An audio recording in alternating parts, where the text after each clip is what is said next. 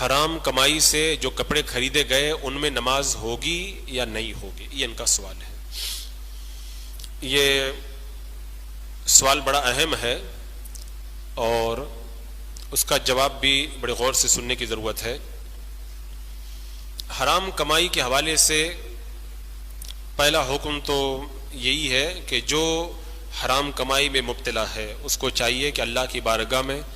سچے دل سے توبہ کرے اور حرام کمائی سے ہمیشہ کے لیے پرہیز کرنے کا اللہ کی بارگاہ میں عہد کرے اور اس عہد کو نبھائے، اس کی پابندی کرے،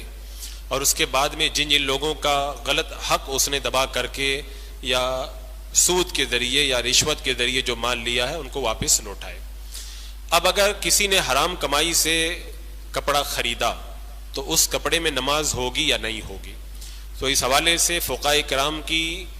تصریحات سے یہ پتہ چلتا ہے کہ حرام کمائی جو بعینی حرام ہے، کیونکہ جب حرام کمائی اگر حلال کمائی میں مل جائے تو اس کا حکم الگ ہے،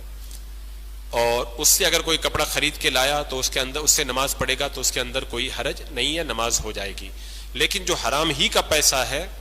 اس سے اگر کپڑا خریدنے گیا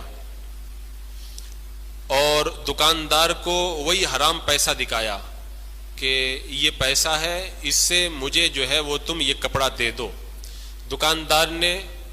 اسے ان پیسوں سے کپڑا دیا اور اس نے جو ہے وہ وہی پیسے دکاندار کو ادا کیے، تب تو یہ حرام کمائی سے کپڑا خریدنا ہو گیا، اور ایسے کپڑوں کے اندر نماز پڑھنا یہ مکروہ ہے۔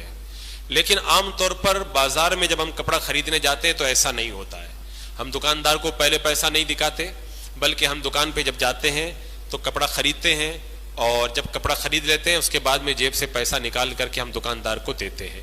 تو اس طریقے سے اگر کسی نے حرام کمائی سے کپڑا خریدا کہ پہلے دکاندار کو پیسہ نہیں دکھایا گیا بلکہ کپڑا خرید لیا، اس کے بعد میں اپنی جیب سے وہ حرام پیسہ نکال کر کے دے دیا، تو یہ عقد اور نقد دونوں حرام کمائی پر جمع نہیں ہوئے۔ تو اس طریقے